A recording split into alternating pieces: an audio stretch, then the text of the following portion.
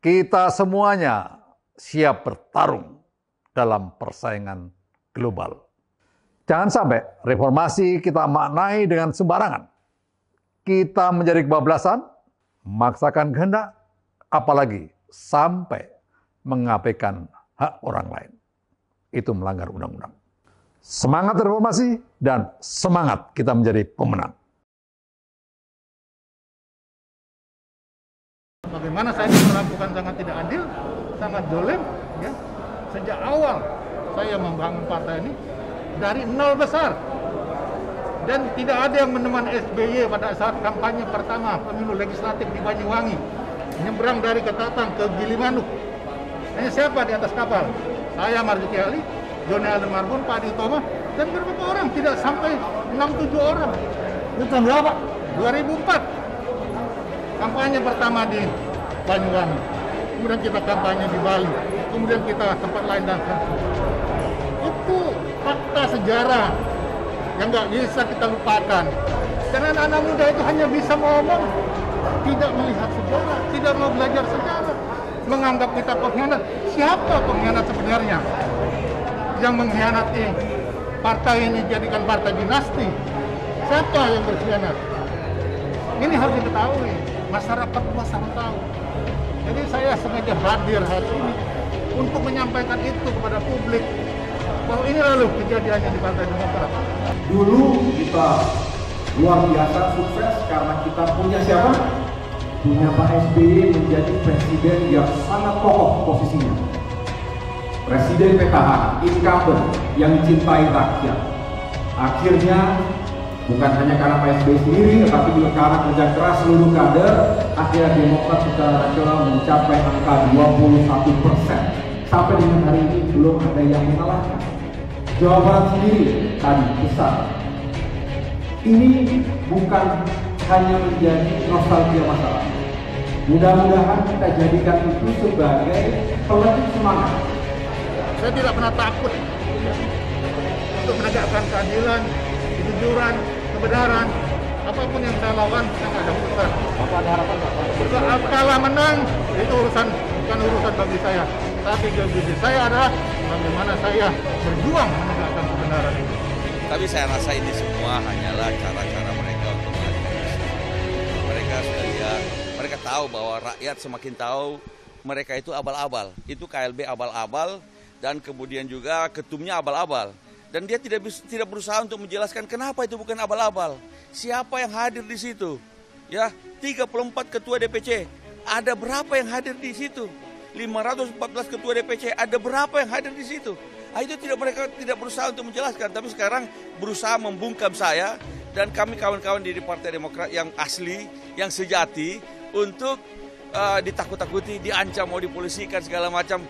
Aduh ini ngeles cara baru ini. Tapi ya kita akan hadapi dengan baik. SBY dan AHY juga telah melakukan tindakan-tindakan brutalitas terhadap kader-kader Partai Demokrat di kabupaten kota dan provinsi di seluruh Indonesia dengan memaksa kader menandatangani surat-surat pernyataan yang disertai dengan ancaman-ancaman dan pemecatan.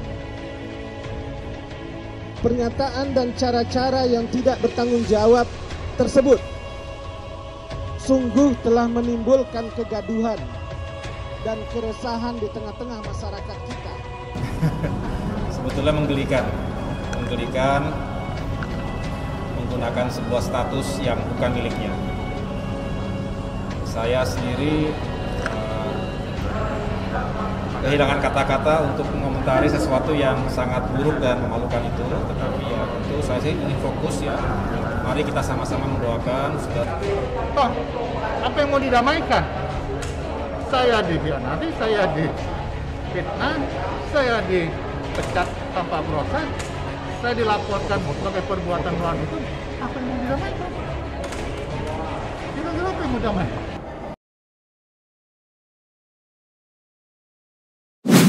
Kepala Badan Komunikasi Strategis DPP Partai Demokrat, Herzaki Mahendra Putra menyesalkan sikap Marzuki Ali, yang masih saja mengaku-ngaku sebagai korban fitnah. Janganlah playing victim terus, mengaku korban fitnah, tapi kerjanya mengumbar fitnah terus ke Partai Demokrat dan jajarannya, ujar Herzaki kepada wartawan, Jumat tanggal 21 Mei tahun 2021. Dia menyebut, ada beberapa hal yang perlu diklarifikasi dari fitnah terbaru Marzuki itu. Pertama, fakta Marzuki Ali adalah bagian dari pendukung Kongres Luar Biasa KLB ilegal di Deli Serdang. Hal itu diperkuat dengan kehadirannya di sana, serta keterpilihan dirinya sebagai Dewan Pembina dalam gelaran tersebut. Padahal, diingatkan Herzaki, sebagai mantan Ketua DPR RI, posisi yang sangat terhormat, harusnya Marzuki Ali tahu aturan, tahu diri, dan memberikan contoh yang baik. Ini malah menjadi salah satu pelaku gerakan ilegal yang melanggar kepantasan, dan etika serta aturan perundang-undangan yang berlaku, sesalnya. Kemudian, kedua, pemecatan Marzuki Ali adalah bentuk ketegasan Partai Demokrat atas perbuatannya, dan sudah melalui tahapan-tahapan yang sesuai dengan mekanisme aturan internal Partai Bintang Merci itu.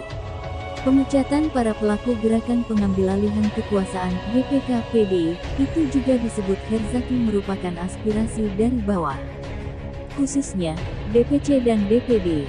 Kalaupun Marzuki Ali mau mempersoalkan pemecatan, silahkan sampaikan keberatan melalui forum yang sudah dijamin oleh UU Parpol, tutur Herzaki. Lalu yang ketiga, Partai Demokrat selalu mengedepankan etikat baik terhadap para kader yang melakukan kesalahan. Namun ditegaskannya, partai pimpinan Agus Harimurti Yudhoyono alias AHY, itu tidak bisa memaafkan begitu saja para mantan kader yang telah mencoba merusak kedaulatan dan eksistensi partai. Silakan Marzuki Ali mengikuti proses hukum yang ada, biar nanti hakim yang menentukan, tegasnya. Terakhir, Herzaki memastikan, tidak ada dinasti politik di tubuh Partai Demokrat. Sebab, pemilihan ketua umum dilakukan secara demokratis sesuai aturan partai. Kemudian, diperkuat dengan suara DPD dan DPC yang bulat dalam Kongres. Termasuk, solidaritas dan soliditas DPD, DPC, sayap partai, dan kader Demokrat seluruh Indonesia ketika melawan GPK-PD beberapa waktu lalu. Herzaki pun meminta Marzuki Ali tidak mengada-ada. Sebagai senior di politik, seharusnya dia memberikan contoh dengan melakukan politik berintegritas, serta tidak menyebar fitnah dan kabar bohong. Kalau memang Marzuki Ali orang yang bermoral, tentu dia harus sadar bahwa jabatan sekjen partai, dan ketua DPR RI yang didapatnya ketika itu, tak lepas dari peran besar SBY, Susilo Bambang Yudhoyono orang yang sekarang ia fitnah dan hina dengan keji, sentil Herzaki. Partai Demokrat membeberkan bahwa Majelis Hakim Pengadilan Negeri Jakarta Pusat kembali menolak gugatan yang dilayangkan kader Demokrat kubu penyelenggara Kongres Luar Biasa KLB atau pimpinan Kepala Staf Presiden KSP Muldoko. Gugatan yang ditolak kali ini ialah yang dilayangkan mantan Ketua DPC Partai Demokrat Halmahera Utara, Julius Dagilaha terhadap Ketum Agus Harimurti Yudhoyono. Hal tersebut tercantum dalam amar putusan PN Jakpus, perkara nomor 167 PDT, Susparpol 2021 PN, JK, di mana PN Jakpus menolak gugatan Julius yang menggugat DPP Partai Demokrat terkait pemberhentiannya sebagai Ketua DPC Partai Demokrat HALU. Tim Advokasi Hukum Partai Demokrat Muhajir menyatakan penolakan gugatan ini membuat kubu Muldoko mengalami kekalahan 4 kali berturut-turut. Setelah ditolaknya permohonan pemisahan hasil KLB Deli Serdang oleh Menkumham, dan 3 kali penolakan gugatan para pendukung KSP Muldoko, dan Joni Allen di PN Jakpus, maka skor saat ini pelaku KLB ilegal Deli Serdang kalah 0-4, kata Muhajir kepada wartawan. Muhajir menyatakan hal tersebut pun menunjukkan bahwa, berbagai informasi yang disampaikan kubu Muldoko ke publik selama 4 bulan terakhir, terbukti tidak berlandaskan hukum. Dia juga mengaku sangat bersyukur karena permintaan pihaknya agar pengadilan menolak gugatan tersebut untuk disidangkan kembali, dikabulkan. Berdasarkan pasal 32 UU Parpol nomor 2 tahun 2011, perselisihan internal Parpol diselesaikan oleh Mahkamah Partai yang keanggotaannya telah disahkan oleh Menkumham. Jadi, Tidak langsung ke pengadilan, lanjut Muhajir.